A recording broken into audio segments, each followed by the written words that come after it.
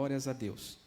Eu quero que você abra sua Bíblia, por gentileza, em Hebreus, capítulo de número 13, versículo de número 1 e 2. Hebreus, capítulo 13, versículo de número 1 e versículo de número 2. Eu faço questão, inclusive, de mencionar este ato que nós fizemos há pouco aqui, de receber estes irmãos, porque a palavra de hoje, a mensagem de hoje, é uma mensagem de ensino para a nossa igreja, para a nossa comunidade de fé. Amém? E toda mensagem, ela precisa gerar ensinos práticos em nossas vidas. E eu sei que o Senhor se alegra muito quando nós pegamos este ensino e transformamos eles em ações. Algo que nós trazemos para a nossa vida particular e que vai fazer a diferença no corpo de Cristo, que vai fazer a diferença na sua vida, que vai fazer diferença na sua família, que vai fazer diferença no seu ambiente profissional, aonde você estiver. Mas, especificamente, na mensagem de hoje, é um ensinamento que vai trazer, creio eu, grandes impactos para a nossa igreja local. Amém? Hebreus capítulo de número 13, versículo de número 1 e versículo de número 2, que diz assim: permaneça o amor fraternal. Não vos esqueçais da hospitalidade, porque por ela, alguns não sabendo, hospedaram anjos. Amém? Feche seus olhos, vamos orar. Amado Deus, em nome de Jesus Cristo, nós nos colocamos diante do Senhor nessa noite e pedimos as bênçãos do Senhor, Pai, que o Senhor possa transmitir, Senhor, a Tua palavra ao nosso coração e nos ajude a vivenciá-la a cada dia, Senhor, em nossas vidas, em nome de Jesus. Amém. Eu gostaria de falar com você nessa noite sobre hospitalidade cristã. É este o tema que nós vamos trazer nessa noite, e pensando e refletindo aqui sobre a grande importância e o grande compromisso e necessidade que eu e você nós temos de acolhermos, recebermos, mas principalmente de cuidarmos de pessoas. Saiba que quando você vem para um culto, você vem para adorar a Deus, mas eu posso dizer que além de você vir para adorar a Deus, você vem para se relacionar com pessoas. E diante disso eu quero te perguntar, quem aqui não gosta de ser cuidado? Há alguém aqui que se atreve a dizer, eu não gosto de ser cuidado? Eu pouco me importo com o que a pessoa venha fazer por mim. Eu duvido muito que alguém se atreva aqui a dizer que não gosta de ser cuidado. Você pode por algum momento dizer que não se sente confortável, mas a hora que aperta, você quer ser cuidado. Quem aqui não gosta de ser bem recepcionado quando se achega em um determinado lugar? É difícil aqui nós encontrarmos pessoas que venham dizer, não, eu não me sinto confortável em ser bem recebido. Todos nós gostamos de ser bem recebidos. Imagine você quando você está diante de uma enfermidade, de uma patologia, seja ela leve, média, grave na sua vida. Qual que é a tendência de nós procurarmos? É procurarmos socorro, não é verdade? Nós procuramos logo o quê? Uma unidade básica de saúde, um hospital que venha nos acolher, que venha nos cuidar e que venha trazer o tratamento necessário para aquela enfermidade. Eu me lembro agora, em janeiro, nós tivemos uma experiência com o nosso filho Murilo. Certo dia, eu chego do trabalho com a minha esposa, que ela foi me buscar. Os meus filhos estavam com a minha sogra lá no playground, na quadra, brincando. Minha esposa foi buscar ali os meus filhos com a minha sogra. Daqui a pouco, a Laís, ela volta e diz assim, corre para a quadra que o Murilo quebrou o pé. E vai lá o pai, que estava esperando no carro, buscar o filho que estava com o pé possivelmente quebrado. Pegamos o Murilo, depois de termos dado os primeiros atendimentos ali para ele, colocamos ele no colo com aquele peso todo, que o menino é pesado demais, e colocamos ele dentro do carro e fomos para um hospital. Quando você pega o seu filho numa situação dessa e leva para um hospital, Qual que é a sua expectativa ao chegar dentro de um hospital? É que você vai ser bem recebido, você vai ser acolhido, você vai ser cuidado, e aquilo que está te atrapalhando, aquela dor que está em você, vai ser retirada em algum momento. Mas eu posso te dizer que não foi essa a experiência que nós tivemos. Porque quando nós chegamos, a primeira coisa que eu fiz foi falar: o meu filho está com o pé quebrado, é urgência e emergência. Qual que foi a atitude de quem me atendeu? Pega a senha e vai esperar. E vamos lá esperar. Cerca de 10 pessoas estavam na nossa frente. Quando de repente nós fomos atendidos, depois de mais de meia hora, a criança chorando, agonizando de dor, o pai ali todo aflito, né, porque você quer tirar a dor do seu filho e não consegue. E quando nós fomos atendidos, chegou um caso pior do que o meu filho. E eu disse para a moça: moça, vocês não sabem ler prioridades? Porque existe alguém pior que o meu filho, e você acabou de dizer para ela também, para o parente dela pegar a senha. Por que vocês já não encaminharam ela para dar a devida atenção? Aqui é assim, aqui você pega a senha. Uma falta de cuidado, uma falta de acolhimento. E quando nós fomos atendidos na primeira parte do processo, tinha outras partes ainda, fomos para a segunda etapa, o médico não nos atendia. E como um pai que estava vendo o seu filho chorando, agonizando, precisou reclamar da situação, porque estava faltando cuidado e zelo naquele ambiente. Até que o meu filho ele foi atendido, e lá dentro, de novo, ele não teve os devidos cuidados necessários. E o pai teve que, de novo, reclamar aquela situação. Se não fosse as reclamações, as angústias que houvesse ali levado para aquelas pessoas, nós não ficaríamos menos de 3 horas ali com a criança com o pé quebrado, agonizando de dor. Agora imagine você já deve ter ouvido isso, que a igreja, ela se assemelha a um hospital, não é mesmo? Porque as pessoas chegam aqui doentes, as pessoas chegam enfermas espiritualmente falando, algumas até mesmo fisicamente falando.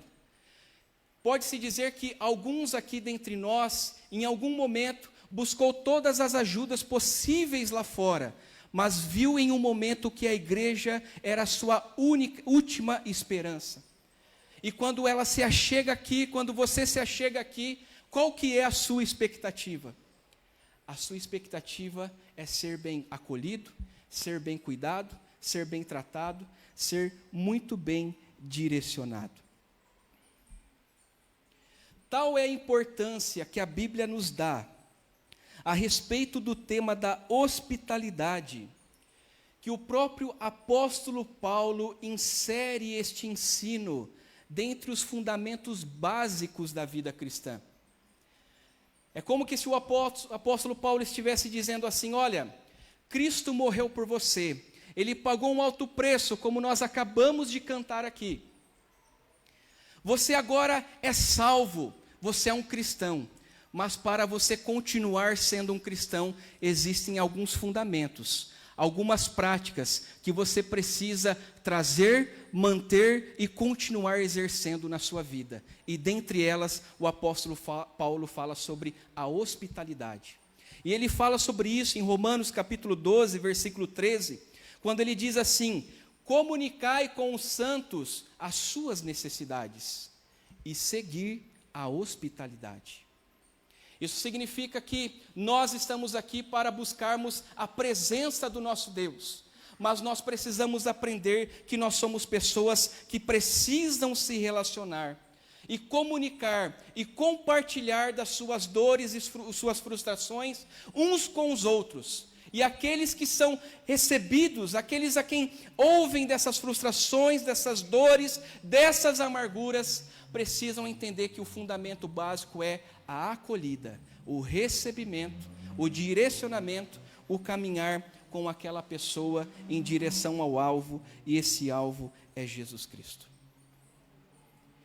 As Escrituras nos ensinam sobre a importância de sermos hospitaleiros. Pessoas que estão dispostas a acolher, a receber, a caminhar junto. E mais especificamente hoje, eu quero trazer essa mensagem não só pensando naqueles irmãos que já estão aqui há algum tempo, mas principalmente aqueles que há pouco tempo chegaram a nós. E nós, que estamos há mais tempo aqui, temos a grande responsabilidade de acolhermos, de cuidarmos e de caminharmos juntos com estes novos irmãos.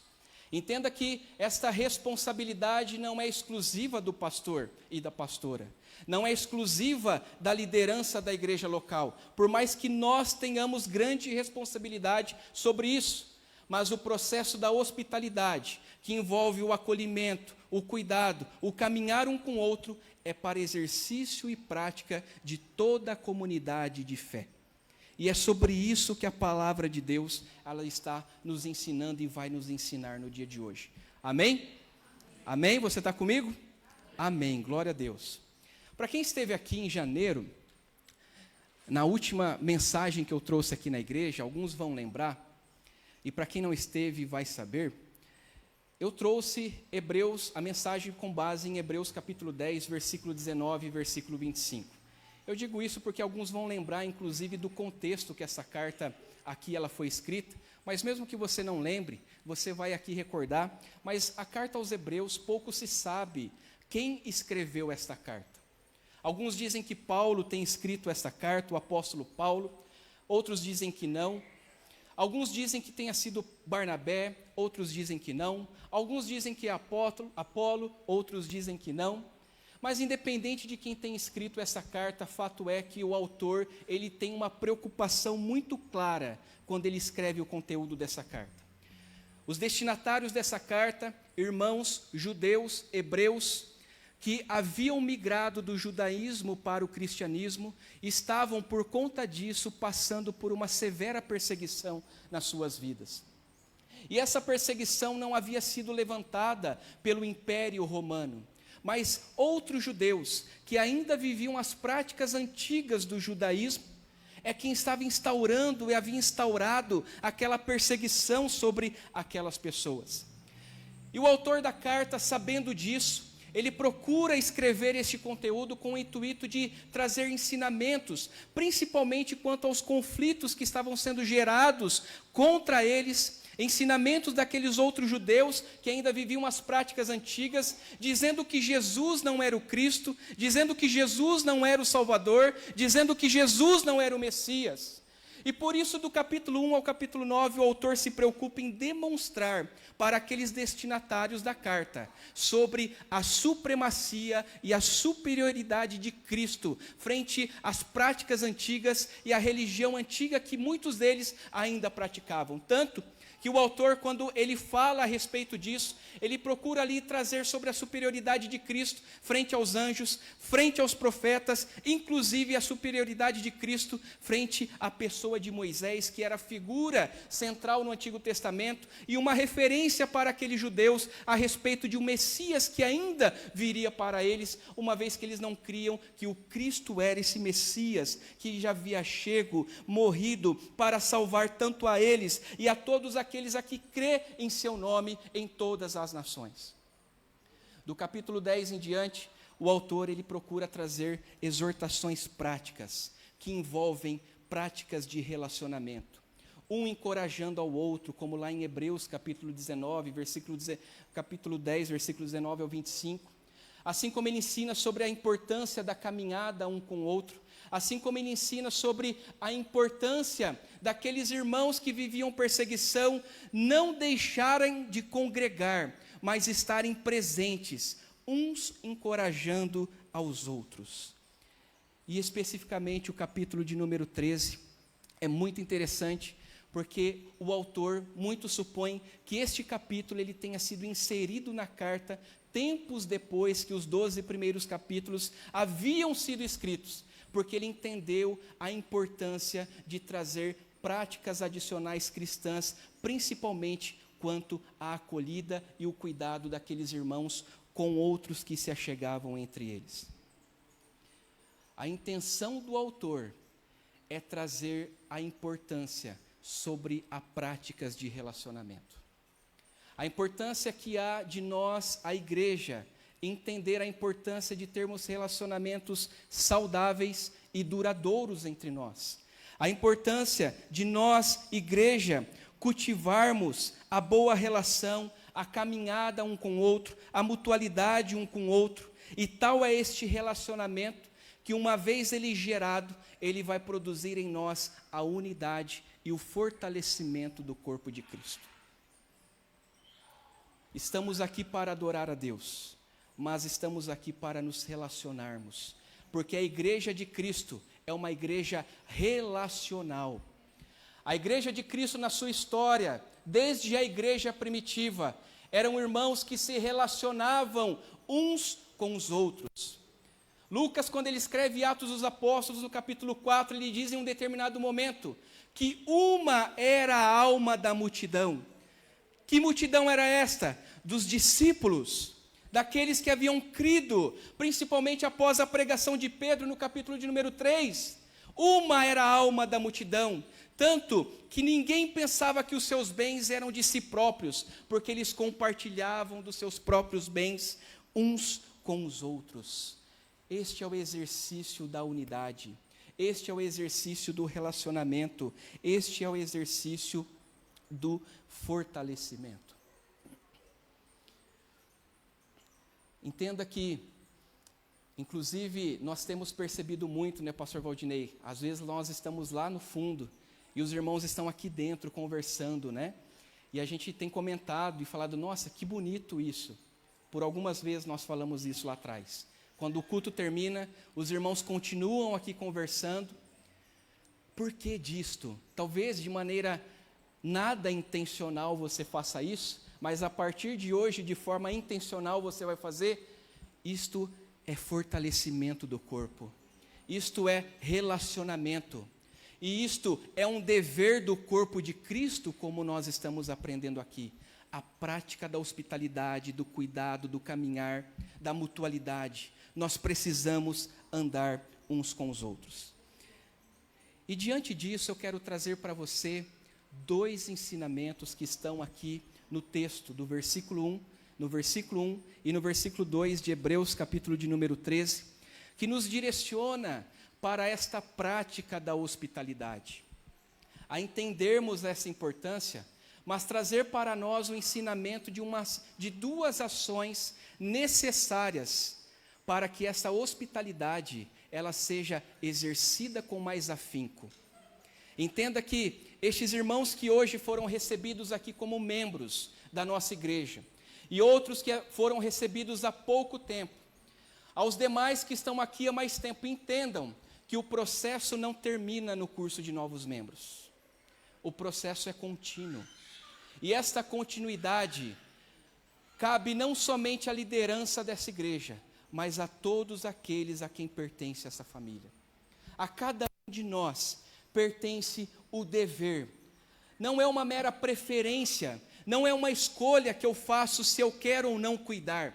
É um dever que eu tenho de zelar pelo cuidado e pelo acolhimento destes irmãos, para que eles sejam fortalecidos comigo no Senhor e juntos nós possamos andar em unidade no Senhor, pensando que sempre o alvo é Jesus. O alvo é Cristo. Nós andamos em unidade porque nós queremos andar juntos em direção a Cristo. Nós nos fortalecemos para termos forças para caminhar com Cristo e em direção a Cristo.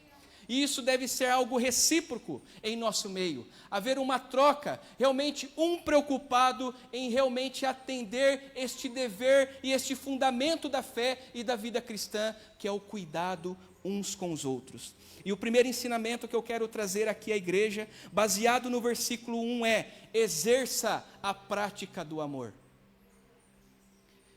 Exerça a prática do amor. Falar de amor não é clichê.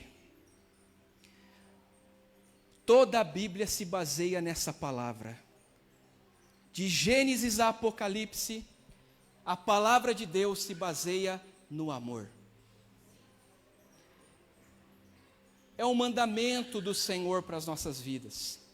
É um dever que deve estar instaurado em nossos corações. E quando o autor de Hebreus ele inicia falando permaneça, esta palavra no original significa continuar a estar presente em vosso meio.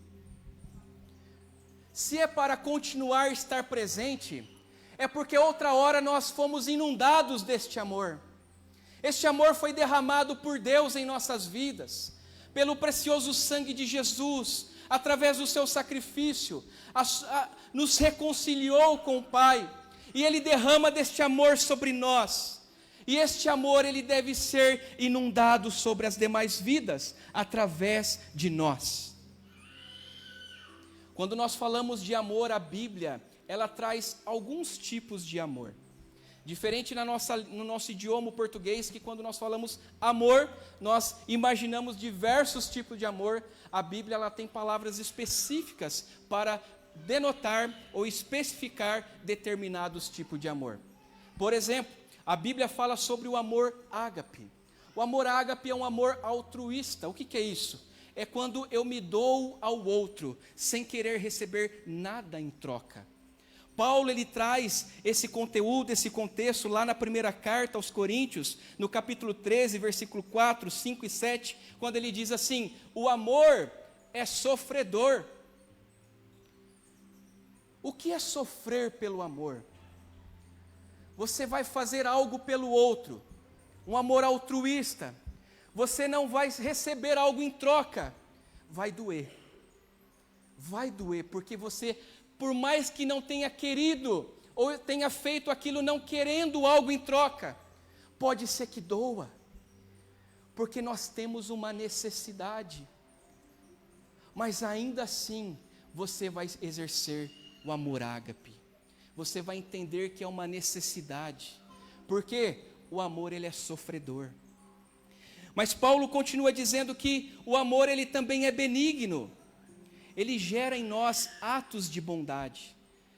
Vai sofrer, mas ainda assim eu estarei disposto a fazer algo pelo outro, porque o outro tem uma necessidade que eu posso atender, porque para aquela necessidade, Cristo me deu possibilidades de poder abençoá-lo. E Paulo continua que o amor não é invejoso, ele não busca os seus próprios interesses, ou seja, ele é ágape. Tudo sofre, tudo crê, tudo espera, tudo suporta. A Bíblia também diz sobre o amor eros, e o amor eros está relacionado ao relacionamento entre um homem e uma mulher, que buscam, através das práticas sexuais dentro do casamento, entre um homem e uma mulher, pois assim é o que a Bíblia nos ensina, atender às suas necessidades. A Bíblia fala sobre o amor storge, que está relacionado ao amor dentro do contexto familiar.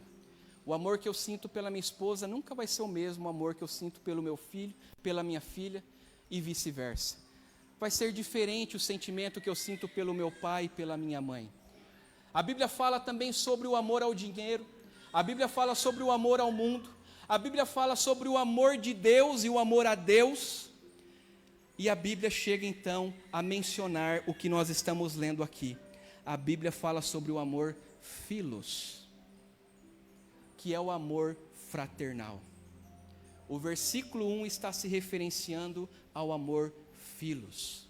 Sabe o que é este amor? Este amor é quando nós, corpo de Cristo, estabelecemos vínculos uns com os outros, estabelecemos laços de amizades uns com os outros, quando nós compartilhamos com o outro aquilo que nós temos para atender aquela necessidade, quando nós compartilhamos também para atender as necessidades que envolvem as dores, as frustrações, as queixas, as alegrias, as tristezas.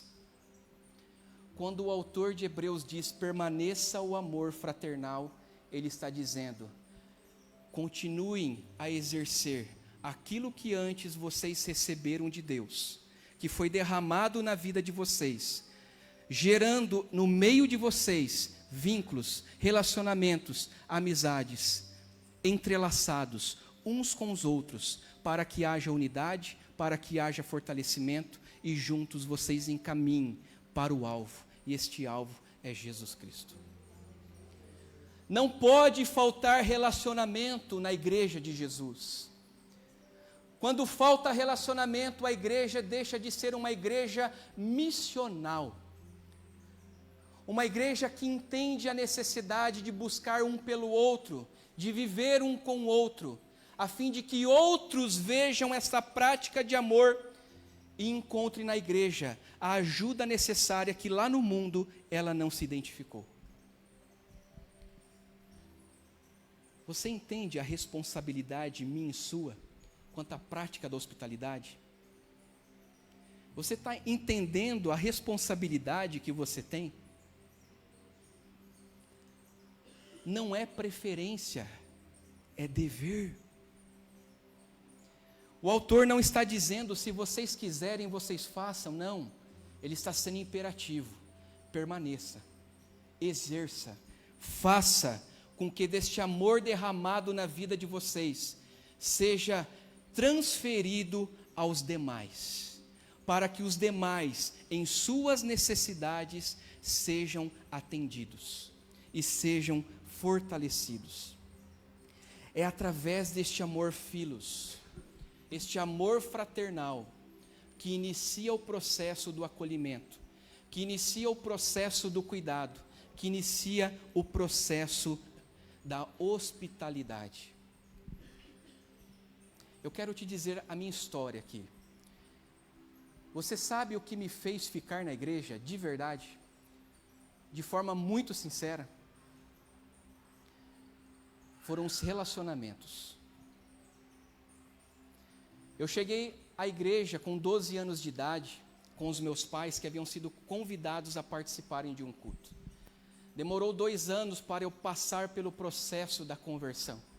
Aos 14 anos, quando ali eu cheguei a uma outra igreja, as pessoas que estavam ali, que eu conhecia porque a igreja estava no bairro, eu sabia da história de muitos deles, e eu via a transformação na vida deles, que Jesus havia trazido. Mas sabe o que aconteceu? Aquelas pessoas não foram indiferentes comigo. Um deles disse assim: Bruno, semana que vem tem culto, vem aqui. E lá estava eu, porque eu fui convidado para estar lá. Aquele jovem, que naquela época era magrelo, tinha cabelo, era pescoçudo e tinha um gogó grande, que era todo introvertido. Quem olha hoje o presbítero Bruno, esse rapaz ele é introvertido. Meu irmão, você não me conheceu antes. O nosso casamento é um milagre, não é? A minha esposa deu o primeiro passo, irmãos. De tão introvertido que eu era. O meu casamento é um milagre. Ela deu o primeiro passo. E chega esse jovem todo introvertido, que não sabia se relacionar, jamais ia se achegar em alguém para furar a qualquer bolha, para estar lá dentro, para se sentir parte do grupo, para se sentir parte do meio, daquele contexto. Mas houve pessoas que, mesmo que de forma não intencional, entenderam o que é o Evangelho, e chegaram em mim e falavam: vem no próximo culto. Quando chegava no próximo culto, eles falavam assim: olha, agora a gente vai lá na esquina comer um lanche, vamos lá com a gente. E lá estava eu, comendo um lanche com eles. Na outra semana, outro me chamava para ir no monte. O que era monte? Não sabia o que é isso. Ia lá eu, morrendo de medo, no meio do mato, orar. Mas estava lá, mas tinha pessoas que estavam ali comigo, me impulsionando, me movendo, me colocando para frente para eu caminhar com eles em direção a um alvo, a uma trilha que me levaria para uma glória eterna com Cristo ao lado de Cristo. Tal foi o estabelecimento destes vínculos, dessas relações, que até hoje, há mais de 20 anos, nós temos essas amizades bem estabelecidas. Pode passar meses, mas um decide passar mensagem para o outro. É como se ontem nós tivéssemos falado. Um deles eu conversei hoje, o pastor missionário Jefferson, inclusive, que sexta-feira nós vamos nos encontrar, por sinal. Mas a relação parece que continua cada vez mais forte. Mas por quê? Porque lá atrás alguém estabeleceu isso comigo. E eu me lembro muito bem que nós íamos aos sábados à noite dormir na igreja. Vamos dormir na igreja, vamos orar, vamos ler a Bíblia juntos. Amanhã de manhã tem escola bíblica dominical dos jovens, vamos levantar, e era aquela festa. E nós passávamos literalmente, irmãos, lendo a Bíblia e orando durante a noite. Mas haviam as risadas também. Isso foi estabelecimento de vínculos, de relações, que até hoje trazem impactos na minha vida. Eu vi aqueles meninos, porque é assim que nós éramos chamados, os meninos da igreja, lendo a Bíblia, estudando a Bíblia. Eu falava, eu quero ser igual a eles. Eu não posso ficar para trás. Eu estou vendo o que eles estão vivendo. Eu quero viver coisas iguais e maiores do que eles estão vivendo. Mas havia uma unidade, havia um vínculo, havia uma amizade estabelecida. Nós não podemos ser uma igreja que nós somos uma bolha impenetrável.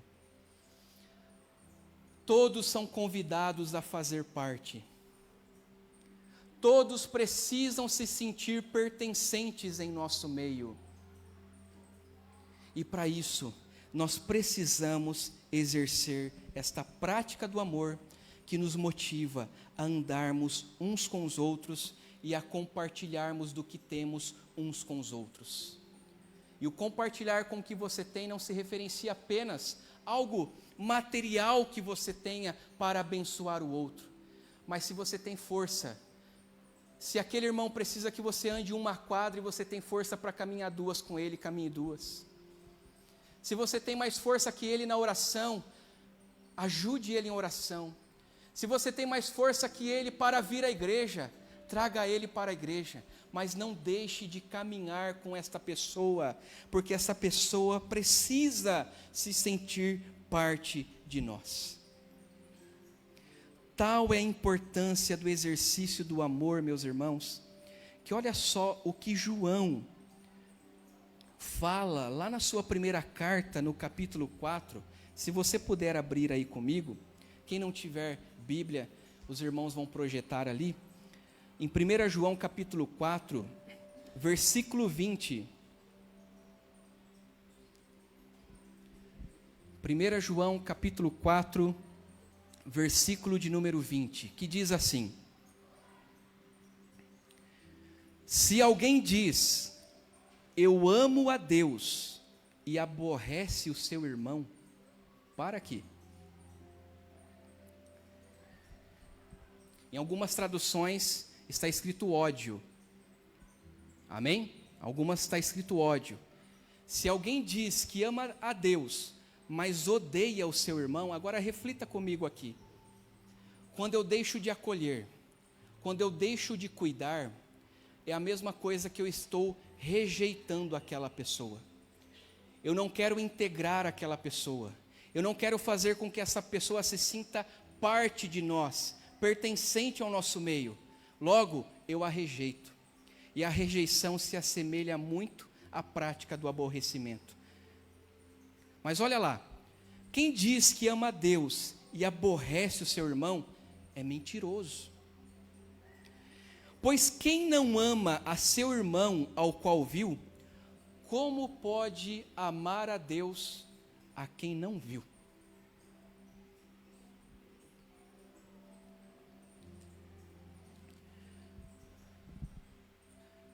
Olha o que a palavra de Deus, ela nos traz. O amor, meus irmãos, ele não pode ser um simples sentimento. O amor autêntico, ele é um amor prático. Ele é algo que Deus coloca em nossas vidas, mas que ele precisa ser demonstrado através de ações externas, ações práticas. Quando eu construo relacionamento com alguém, essa construção ela precisa ser intencional. A intenção é, eu estou me doando para aquela pessoa. Eu estou disposto a me doar por aquela pessoa. Eu estou disposto a caminhar com ela. Eu estou disposto, se necessário for, a exercer o amor que Paulo diz em 1 Coríntios, um amor sofredor, um amor benigno, que tudo sofre, que tudo crê, que tudo suporta, que tudo espera. Amor filos e amor ágape são duas coisas que andam lado a lado. há uma entrega incondicional. Entender a necessidade do outro é uma demonstração prática do amor. Você jamais deve ofertar um bolo para alguém se você não sabe se antes aquela pessoa come um bolo, não é verdade? Você corre um sério risco de se frustrar e fazer com que aquela pessoa crie um ranço ainda de você. Entenda as necessidades. Mas para entendermos as necessidades, eu preciso criar vínculos, eu preciso estabelecer amizades, eu preciso fortalecer relacionamentos. A partir daí, eu vou conhecer melhor o outro. E a partir daí, eu vou saber de fato quais são as necessidades autênticas e reais para que eu possa então atendê-lo dentro dessas necessidades. O amor, ele precisa ser evidente, ele precisa ser visível. O amor, ele não é um mero sentimento, que ele tem que ser guardado aqui dentro, ao ponto de dizermos, eu amo aquela pessoa, mas esse amor, ele não se torna palpável, ele não se torna visível, ele não se torna perceptível. O amor, ele precisa ser acionado o tempo todo em nossas vidas. Isso é amar. Não é um mero sentimento, não é um senso que você tem apenas, mas ele precisa ser exercido na prática comum. Tom Rainer, no seu livro Tornando-se uma Igreja Acolhedora, ele diz que as ações da igreja não permitirá com que as pessoas que se achegam se sintam intrusas, como que em uma festa que elas não foram convidadas. Todos aqui foram convidados para uma festa, uma grande festa. Nós aguardamos essa grande festa, a bodas do Cordeiro. E ninguém aqui poderá ser colocado de fora, a não ser que o próprio Deus assim decida. Nenhum de nós temos a autonomia de dizermos, a este faz parte, deve fazer parte do grupo, fazer parte de nós, e este não deve fazer. Pelo contrário, nós precisamos acolher pessoas, trazer pessoas para mais perto, porque uma vez que nós fazemos isso, nós estamos acionando a prática do amor fraterno. E o amor fraterno, ele é ação, ele é prático, ele é vivência, ele é sacrificial, um pelos outros, um na vida do outro. Segundo ensinamento, vá de encontro ao outro para o receber. Versículo 2: não vos esqueçais da hospitalidade, porque por ela alguns, não sabendo, hospedaram anjos. O autor aqui, ele está fazendo menção a Gênesis capítulo 18, versículo 1 ao versículo 8, quando Abraão recebe na sua casa, na sua tenda, anjos.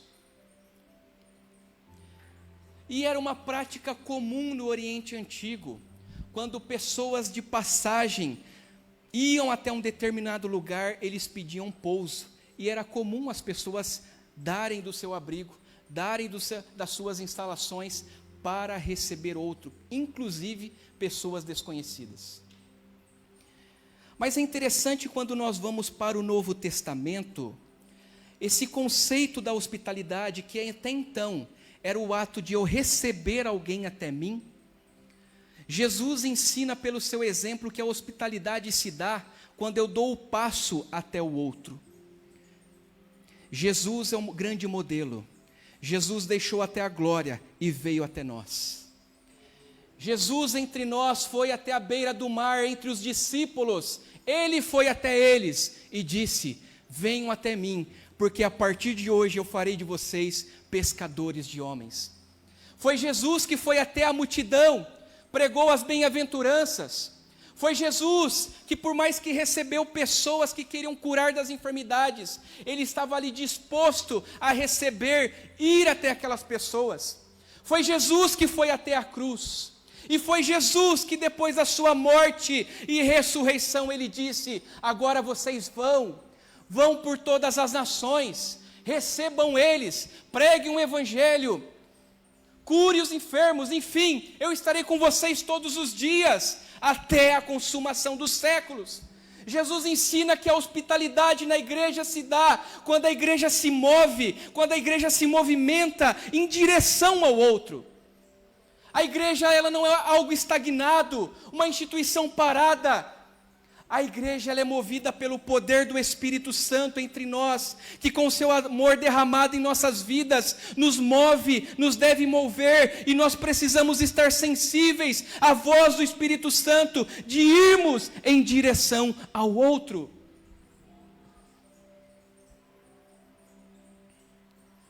Se aproxime dessa pessoa. Pegue o contato de alguém nessa semana, meu irmão, que você pouco tem esse contato. Principalmente desses irmãos que se achegaram há pouco tempo entre nós. Passe uma mensagem que seja para eles. É um desafio aqui. Amém, pastor Valdinei? Eu vou instaurar aqui esse desafio. Está autorizado. Tá bom? Tá? Eu falando tá bom como se, né? Está autorizado. É um desafio. Para mim e para você. Apenas pode ser uma pessoa. Você vai pegar o contato dessa pessoa, que você pouco se relaciona, preferencialmente aqueles que se achegaram há pouco tempo entre nós, e você vai mandar uma mensagem para essa pessoa. Pode ser uma mensagem simples, não precisa ser uma pregação expositiva não, tá? Pode ser uma mensagem simples, para que essa pessoa perceba que você está olhando para ela, que você quer caminhar com ela. E esses irmãos que pouco se achegaram entre nós, muito em breve eles precisarão fazer isso, porque é uma prática contínua na igreja, que precisa ser dada em caminhamento. Precisamos proporcionar na vida das pessoas o senso de pertencimento de lugar. As pessoas vêm até nós, porque muitas das vezes foram excluídas do contexto que estão. E na igreja pode ser a sua última esperança.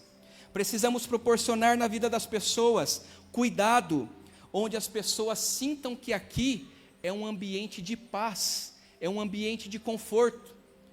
As pessoas nós precisamos proporcionar nas pessoas o sentimento de que aqui é o melhor lugar que ela tem para estar nesse momento. Que em outro lugar ela não encontraria algo melhor do que estar aqui, na casa de Deus. Nós precisamos proporcionar na vida das pessoas orientação de propósito e vocação. E para concluir eu quero dizer, sejamos pessoas acolhedoras. Se você tem o hábito de sempre terminar o culto e logo se retirar, talvez você tenha motivos. Talvez você está cansado, talvez você precise ir trabalhar, acordar muito cedo. Isso pode acontecer. Mas se não for por isso, eu quero também te incentivar a começar a estabelecer vínculos entre nós, a estabelecer relacionamentos, estreitar relações, práticas de amizade, mutualidade, para que o outro enxergue em você alguém que ele pode se apoiar. E que o outro também possa ser esse agente de Deus para ser quem vai te apoiar. Precisamos nos achegar, precisamos nos aproximar com a intenção de cuidar uns dos outros, uma vez que a igreja é um refúgio para os abatidos e para os oprimidos. Amém? Você entendeu essa mensagem? Quem entendeu? Amém. O importante agora é nós levarmos isso para o nosso contexto diário. Exercermos continuamente o amor, mas também irmos até o outro para o acolher, para o receber, para caminhar com ele e sermos um agente abençoador na vida dessa pessoa. Amém?